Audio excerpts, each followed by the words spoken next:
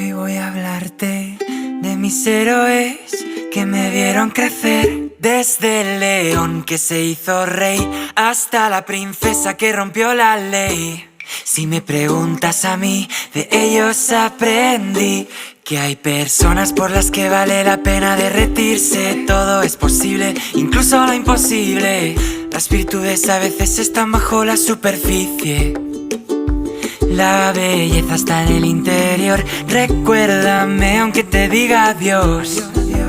Debo dejar de ser algo que no soy. Llorar me tranquiliza los problemas de la vida. Elimina de tu vida, se elimina tu sonrisa. Hay una lágrima por cada risa. Eres más valiente de lo que crees, porque tenemos que crecer. La segunda estrella a la derecha, todo recto hasta el amanecer. Aférrate a aquello que te hace diferente. Si esperas el momento oportuno era ese. Ohana significa familia, familia estar.